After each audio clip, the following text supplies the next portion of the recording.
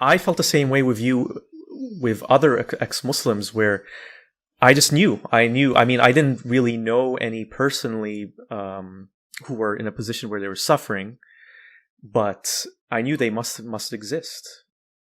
And I'd read articles and I'd see documentaries, and I knew that I didn't have the problem of being unable to, just post things online or to just share my own thoughts. And I thought, if I could do that for others who literally cannot, or maybe for others who are too scared to because they have their own doubts or because they think they're wrong or God is watching them, that me doing it as someone who also is Arab, because you can try calling me Islamophobic or racist.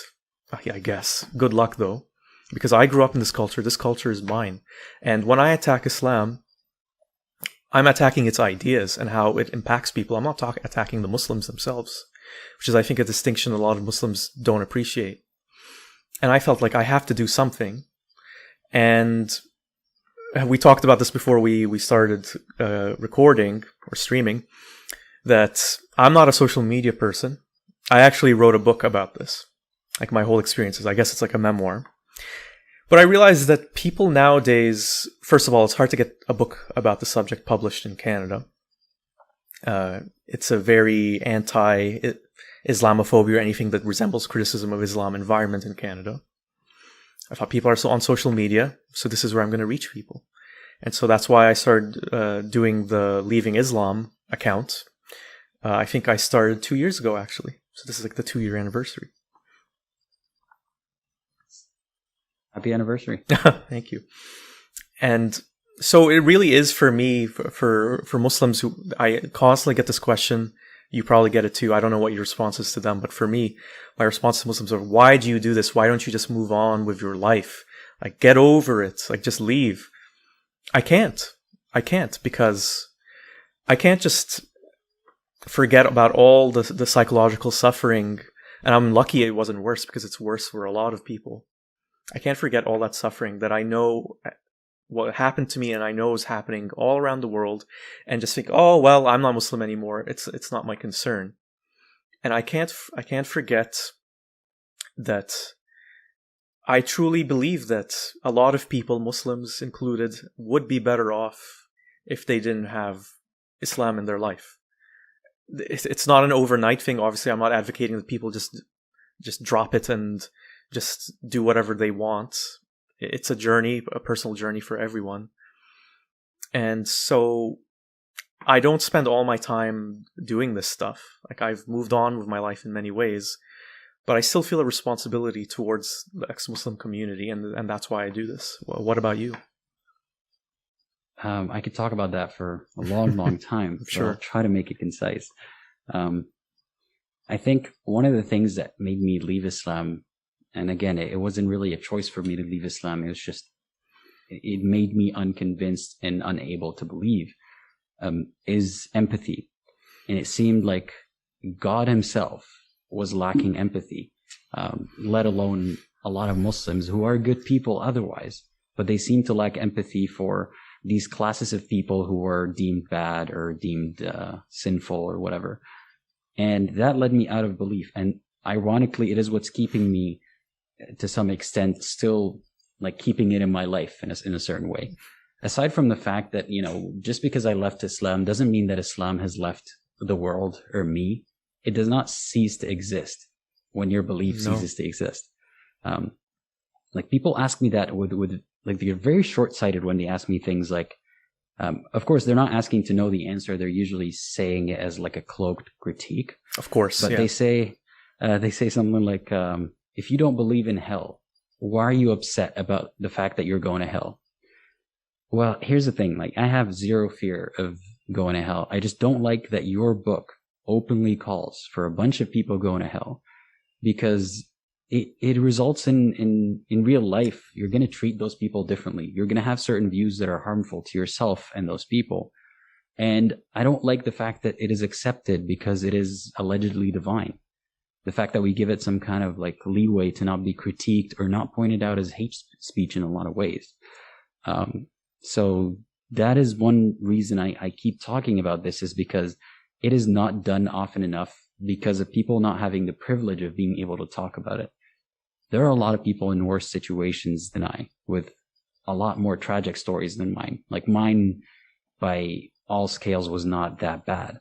Though I shouldn't be discounting, my experiences just because they're not the worst. But I do it for the other people who can't.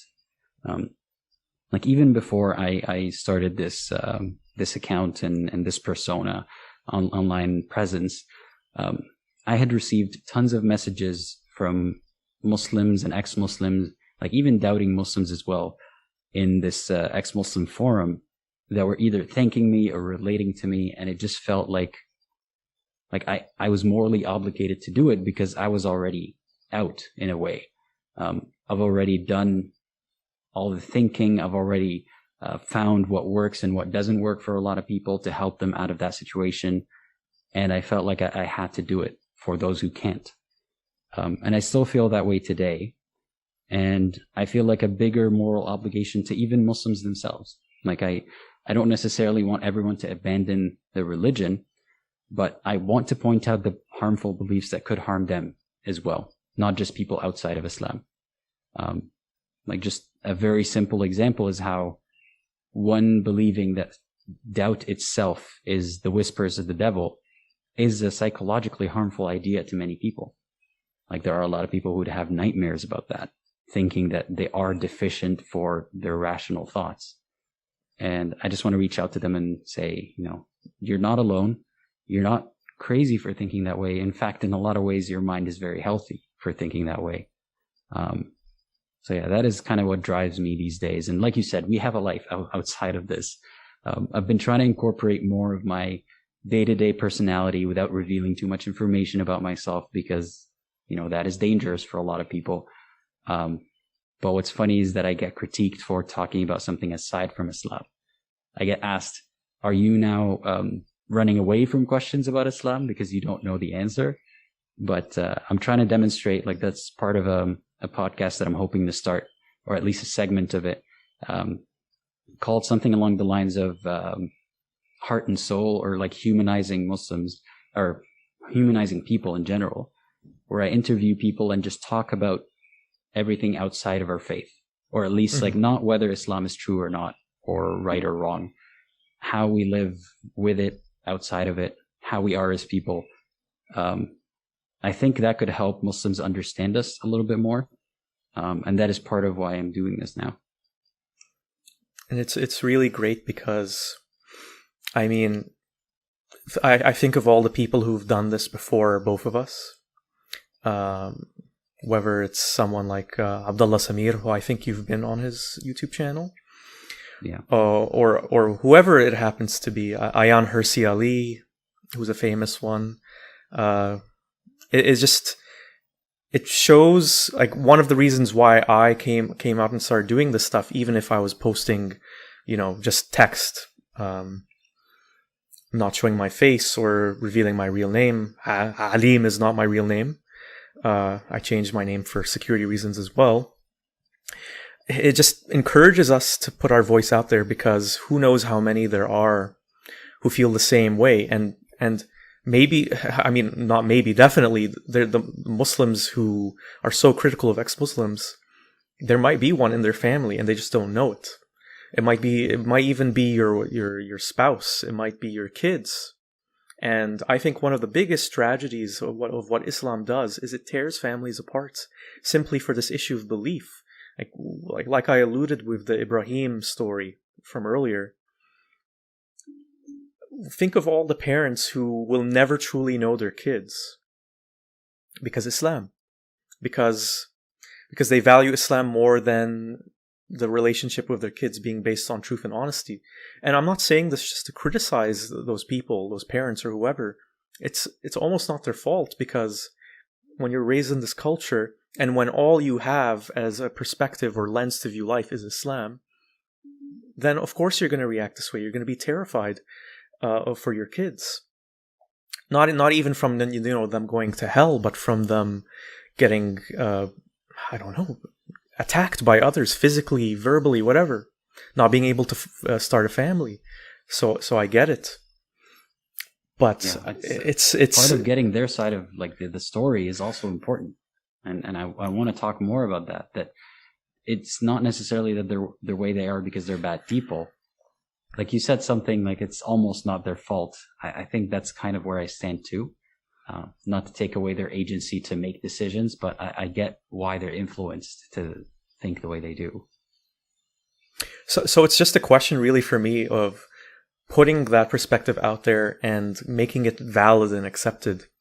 Because if you do that, then Muslims who do encounter these ideas, they won't be thinking, oh, well, they're clearly Zionist agents or Zionist trolls, or they secretly are Christians, or they just want to have sex all the time, or they're just dumb and ignorant. And they'll see that there's actually a lot of... Neither of us came to this on a whim. Neither of us are doing this to make a career, to make a living. There's much easier ways to do that. I could be like a fitness influencer on TikTok if I don't have the body for it. I can work at a restaurant, at a fast food restaurant, and I'll make more money than this. The amount of time, money, yeah, just the sheer amount of time we've probably spent just replying to people's comments and all that. Like I've already sunk in more money into this than I would ever make out of it. Just like buying the equipment to be able to make the most basic videos. There you go. It's nothing like that. No. And I wish they would at least, like when they hear us say this stuff, their default is to dismiss us. Like dismiss the fact that we're telling the truth. But yeah, I wish we can get to that point at some point. Yeah, I hope so. So the thing I wanted to ask you about, because as I mentioned earlier, I'm not a big social media person. So I found you on Twitter. I'm active on Twitter and Instagram and now YouTube. But your domain is also TikTok. And I know that Muslim TikTok is a very big thing. I think literally billions of views on Muslim TikTok. What has it been like to kind of just express these thoughts and messages that we have on that platform? Boy, it's been a wild ride, and it's not all good. So first, let me talk a little bit about how I got here, why I have an online presence at all. I just, not too long ago, I was participating in that forum for ex-Muslims, and it was just a space for ex-Muslims. It was not a hate space. There was a lot of moderation about, making sure that those who are trying to incite divide or trying to go there to say something racist or clearly bigoted and hateful are shut down. But nobody pays anybody to take care of these spaces. So we had moderators, but they weren't enough. Like, because again, we have real lives. We don't sit there and just do this all day. So there were times where nobody was, by their computer to moderate these spaces. And I was an avid participant in one of these spaces. And at some point, there were a lot of trolls all the time, but there was a lot of trolls who were sending very dangerous, hateful, graphic images and other posts about a particular ex-Muslim content creator, if you may call her that, Infidel Noodle. At that point, I did not have TikTok. She was most active on TikTok. I did not have TikTok. I thought it was a huge waste of time in general. And I didn't even know who she was. But I saw the graphic images of like people trying to dox her, posting very violent things. And I tried to become a moderator in that space just so I can quickly remove these things before, like if it's an actual doxing attempt, before anyone gets the information and so on. And because of that one time, there was an image that stayed on for a bit longer than it should have. That's what gave me the motivation. And then I became a moderator, one of the moderators of that space. And then someone not too long after tried to dox Abdullah Samir with some certain information that seemed credible. Like that's what concerned me. So I immediately took it down and I reached out to Abdullah Samir, on his like public email. I didn't know him at the time. I had seen his videos and, I had watched his videos for a long time. But then I sent him a message saying, hey, this information was leaked. I hope it's not actually yours, but if it is, just, keep an eye out. He mentioned how thankfully it wasn't true. And then I asked him, look, I've been doing this for a while, trying to help people, and it's been working. Can I share my story on your channel? And he said, of course. And that's how I got that interview with him. And it was really relieving to talk about this with my voice, though I didn't have my face on there at all. And I just came up with this name on the spot, Aladdin. It was kind of ironic because, Aladdin in Arabic means one who like praises or raises religion, which is not what I'm doing. And I remember him asking me, do you want to plug your socials at all? Like, do you want to promote anything? And I said, I don't have any socials. I just have one account that I use to moderate that space, and I don't want to send negative attention to that space at all. So no. But then the moment we hung up, I was like, wait, like, why don't I speak about this more? I'll take a little bit more risk. And that's how I started. Like, I looked at TikTok and I found that there's a lot of communication happening there. It's more Muslim dominated. And unfortunately, there's a lot of challenging things about posting to TikTok. But I found it easier to be creative there because part of my approach, you mentioned a bunch of ex-Muslims who have been speaking about Islam. I don't always agree with everything they say, and that's a good thing. Like, we all have our different opinions. We're not a monolith. No, of course not. No, absolutely. Just like Muslims are not a monolith, but we are even less so because we have fewer core beliefs that we share. It's about just not believing in Islam. The rest is up in the air. And there are a lot of things about certain people that I do not like I don't like the way they promote certain things or some opinions of theirs. And I thought, well, instead of just being one comment, disagreeing with them, why don't I have a voice as well? Because there's not enough diversity of ex-Muslim opinions. There's just a few talking figureheads that people love to critique the whole ex-Muslim community as if those are the representatives. So I thought, okay, let's add more people to the mix. And I started with TikTok because I found it easy to make videos without a lot of editing experience that do include editing elements, and I can express my thoughts there. And I wanted to approach it from a humor angle as well, because sometimes I can make memes and jokes. Like, it's easy for me. Something clicks in my head, but they're not meant to be offensive per se. It's not like I don't go there to mock Muslims at all, but I do like skirt the line of blasphemy. Like, I have no issue making jokes about Islam or characters in Islam, be it even Allah or Muhammad or whoever. And the point is not to get a reaction. You haven't torn pages out of a Quran or anything like that. No, and I don't see the need to, though there might be a situation where that is valid, to be honest. Like, again, that's not an endorsement, but if some people were trying to demonstrate how there's going to be more outrage about that than other bigger problems. But anyway, I wouldn't do that. And my jokes are to get a point across, or my sketches or whatever it may be is to get the point across in a funny way. And sometimes when you laugh about it, you think about it differently. For sure. It is funny, like, why am I feeling bad about laughing about it? And that's how I started TikTok, just that progression of, creating a social media account and then thinking this is easy and it's kind of fun to express my opinions that way. And it starts some discussions. And I by no means have a huge reach there at all, but there's a lot of challenges that stop me from even being able to express my opinion there. You mentioned that you've been banned a few times. Like, is that from people complaining or reporting your account or specific videos? It's almost like a weekly occurrence now, if not daily. So it started off with people like, when my videos would start to pick up some views, Muslims would mass report all of them, and they would get taken down ironically for sometimes hate speech, when what I'm doing is pointing out hate speech against ex-Muslims. It was like, it felt very tough that we're being bullied openly as ex-Muslims on TikTok, and I couldn't even stand up for us. Not really like an eye for an eye kind of approach at all. I couldn't even defend ex-Muslims without the same video being taken down. They sometimes, like, the appeals sometimes work and I get the videos back up, but obviously it affects my reach and how, like, the algorithm works or whatever.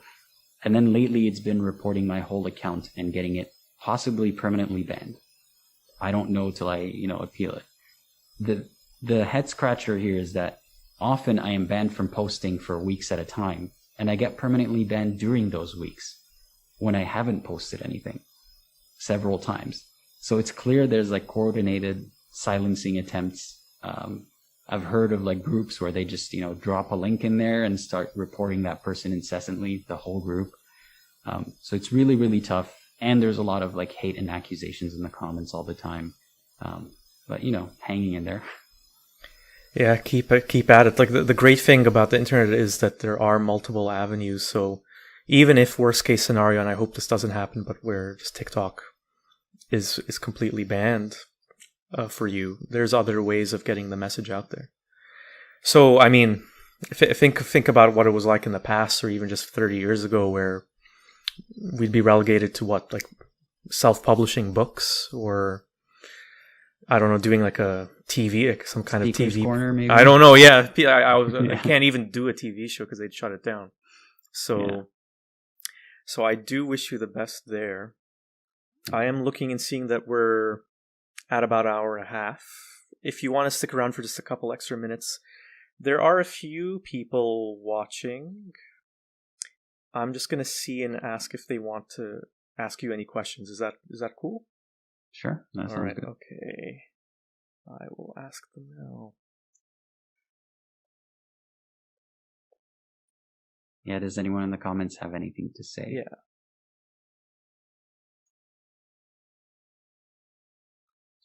We shall see. But yeah, I mean, TikTok for me doesn't seem like a place where you could really go into discourse on heavy subjects or religion or whatever. But if anything, what we've seen is that it seems to be this kind of trajectory where we're going from long form documentaries to 10-minute YouTube videos and now to 30-second TikTok videos. It's like our attentions, and for everything. Yeah. Doesn't matter if it's a cat video or a meme video or someone talking about deep philosophical issues. It's all there now, which I find pretty fascinating. Agree with you. I instead of just like, I was turning into some kind of a boomer about it, saying, back in my day we used to watch longer videos. Yeah. But I've just accepted that this is what the new generation likes. I'm one issue at a time. I'm not trying to tackle people's attention spans here. So let me just work within that. And I found it's challenging and kind of fun sometimes, and it requires a little bit of creativity to cram an idea in less than 60 seconds. People even scroll before the 60 seconds are over, just so you're aware. I know. So it's to find a way to make the idea appealing, to express it in as fewest words as possible in a fun way. So yeah, that is a bit of a challenge too, but hopefully I start to also expand into YouTube where I could talk longer, because I found that my live streams on TikTok were some of the best, because I get to interact with people and they get to listen to me for more than 60 seconds without being bored. So yeah, we'll see where that goes. Yeah. You could make the argument that maybe it's more effective to just hit people with those little doses than it would be to just throw a book at them or send them a link to an hour and a half long documentary. Who knows? I absolutely agree, because they do need to, they do more of the thinking than I should, because I am just telling them about this point of contention. I am telling them my point of view, and I want them to think about it. It's not about listening to me talk for an hour about it, right? I'm not trying to feed them my ideas. I just want them to be aware of the other ideas out there, if that makes sense. Yeah, for sure. Yeah. We do have a few questions. Confused Heathen asks, what advice would you give to ex-Muslims living in Muslim countries? Is it up to me to answer? Yeah, sure. Yeah, please do. Yeah, go ahead. You can go first. Well, first, I want to say that my challenges dealing with leaving Islam are different than everyone's. Everyone's different. So in that area, I don't want to give advice too confidently, because I'd rather the person giving advice have a lot of experience with it. Like, from my point of view, just try to look out for yourself, number one. Try to make life the easiest it could be for you. Don't worry about any overarching issues like, justice, like how are you going to help achieve justice? That is not anyone's actual moral responsibility. Don't try to change people's minds around you, or even, and although this is hard, as much as you can, try not to express problematic views, though that is kind of denying someone, like denying your own self. That is the advice that I would give. Look out for yourself, number one, and try not to instigate anything, even if you are not the aggressor. That is definitely the number one most important thing, to just try to be safe, because a lot of people, they've reached out and messaged me asking how should I broach the subject with my parents or my family, and it's sad, but sometimes the best approach is to not do it, because you don't know how they'll react or what kind of repercussions you'll get. But what I would say, really depends. Yeah. It depends, obviously. But as a general piece of advice, especially for younger ex-Muslims, I don't think it hurts to just find a way to be financially independent, because it just gives you options. Like if you're living with your parents or your family, it's very difficult to just, avoid doing things like fasting or prayer or whatever. But if you live in your own house, in that space, you are free to be whatever you are. And I mean, it doesn't hurt to be financially independent anyway. So I would say that as a general tip. I mean, like separating from your family. No, it's just to have the option. It's all about flexibility, because it's tough living your life when you're also, dependent on others in that way, and where you don't subscribe to their religion or their culture or whatever it happens to be. Mm-hmm. And it gets worse even if you identify as LGBTQ. And so the other question we have here, the question was retracted. I remember it was something about the hate, was it?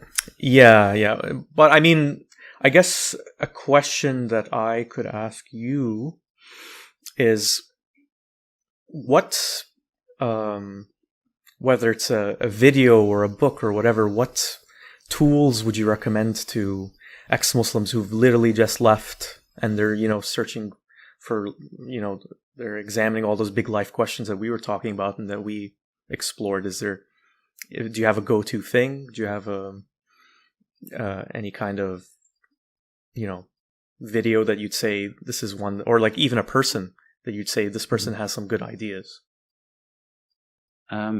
It's gonna be hard to get specific answers out of me in general, but I would say it depends on the kind of person that you are.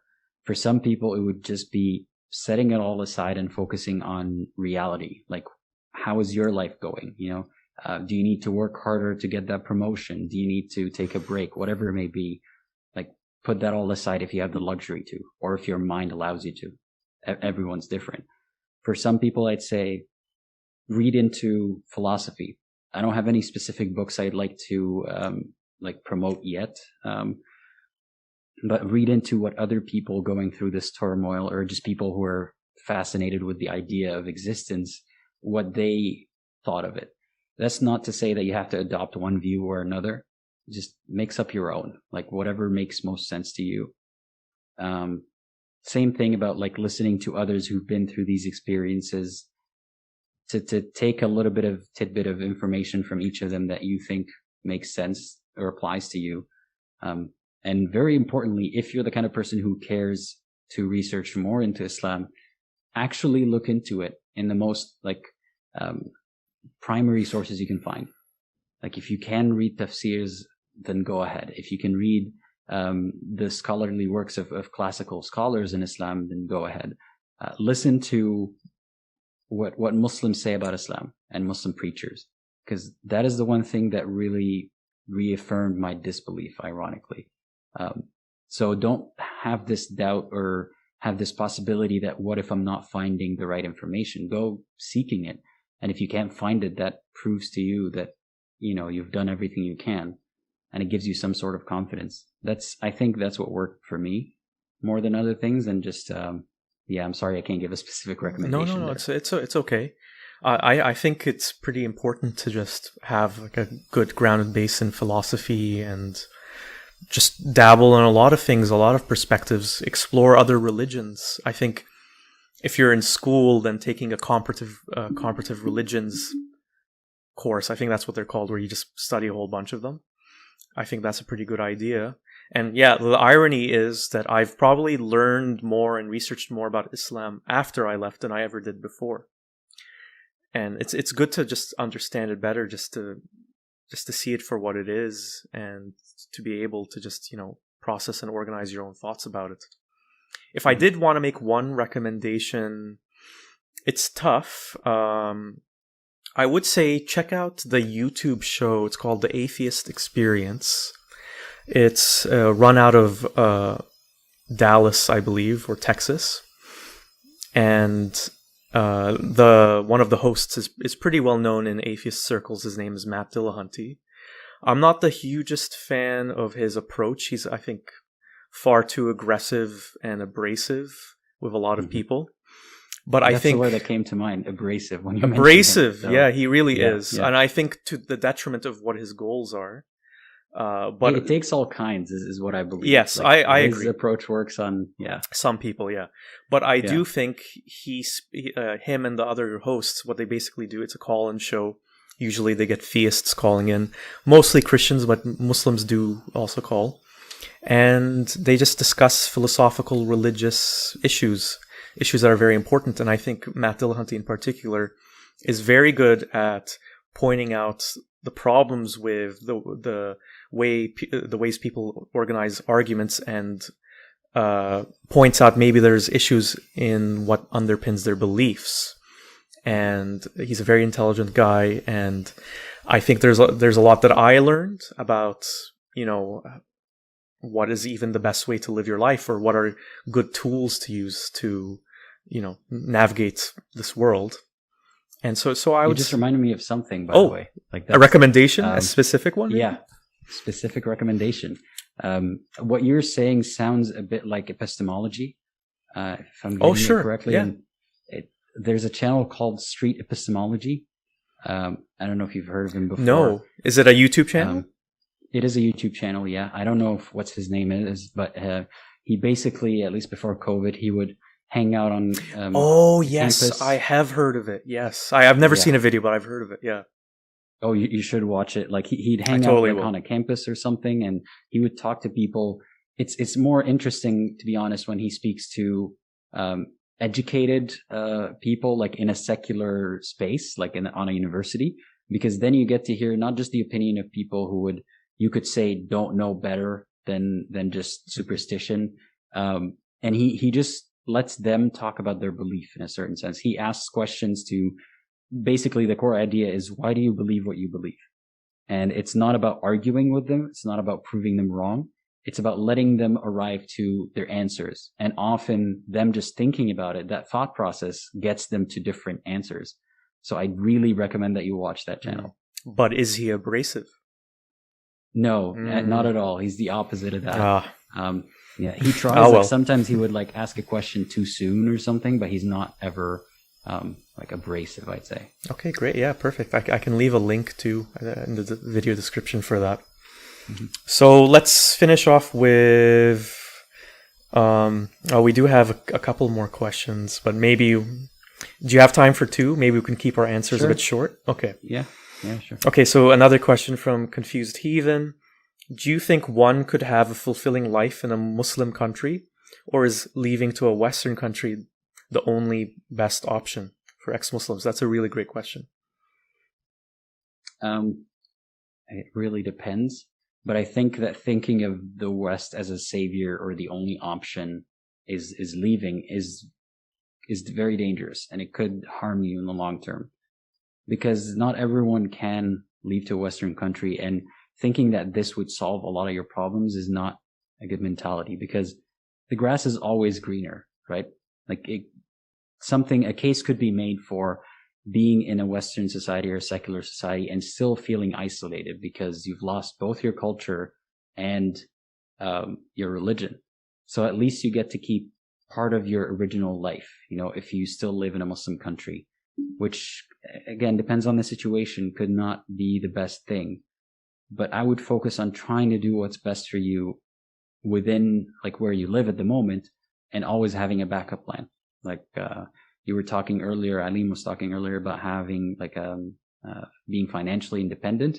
You should work towards that, so that maybe in the future, if you have the option of leaving, then you would weigh your options again and see if is it best for my family life, is it best for my social life, my happiness in general.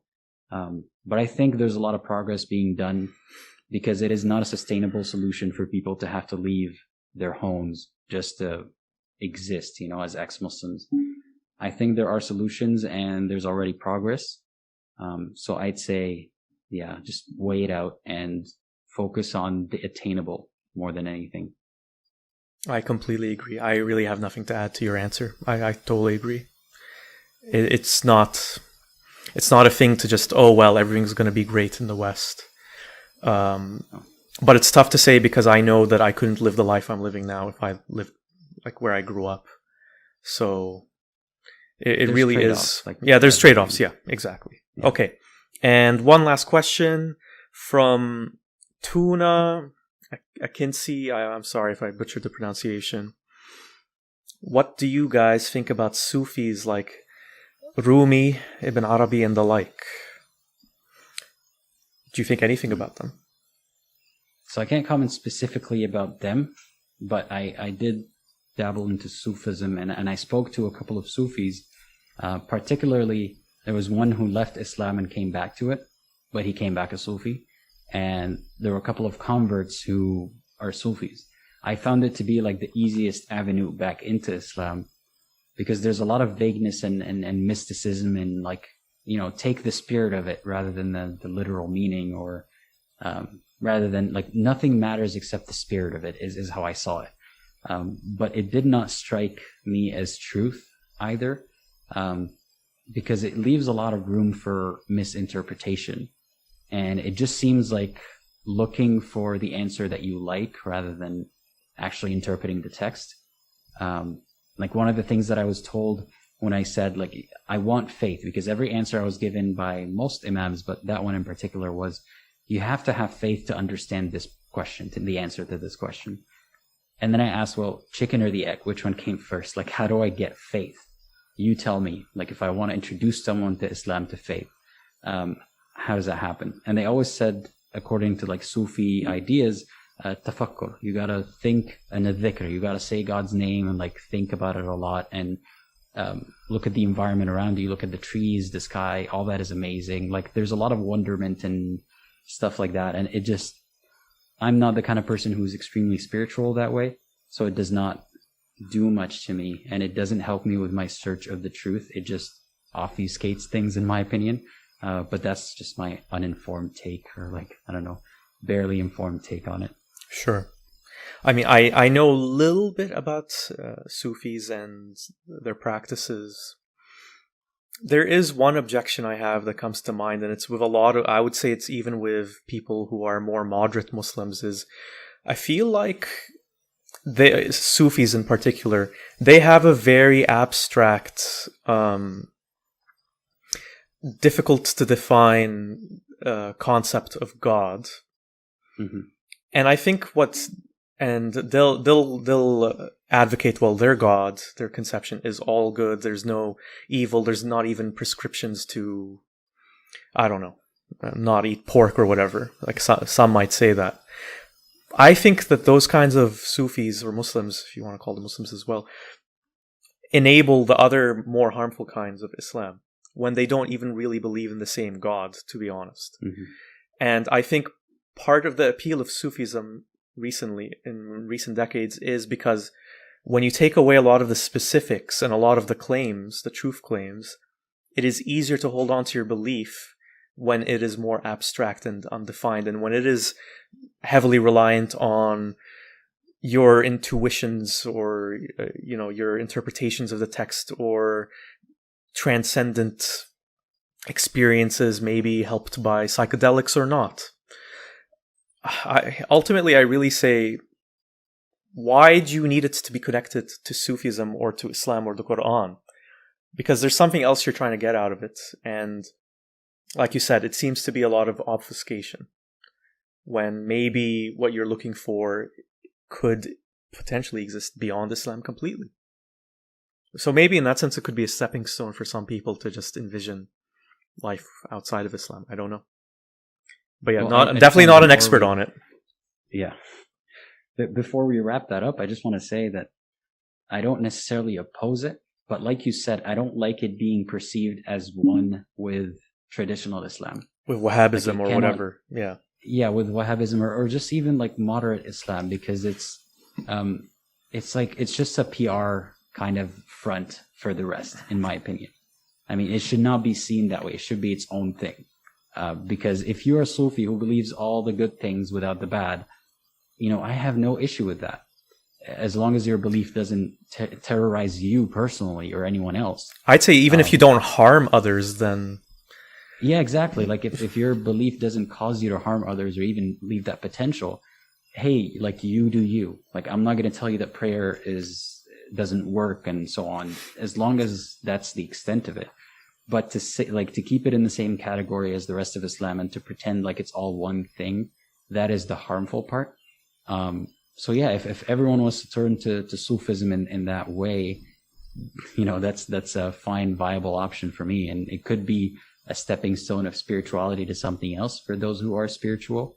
And for those who aren't, as long as it doesn't condemn them to hell, though I believe Sufism still does. It really depends on who you're talking to. For sure. It will vary from one person to person in my experience. Yeah. Yeah. But okay, so before I let you go, anything you want to plug? Where can people find you? Well, I would urge people to follow me on YouTube, as well as my other social media platforms, TikTok, Instagram, Twitter. But YouTube is where I'm trying to start talking to people more. So it would really help me out if people can follow me there, because all the other platforms seem to be a bit shaky these days. Yeah, that's all I'm going to say. It's Apostate Aladdin everywhere you find me on the internet.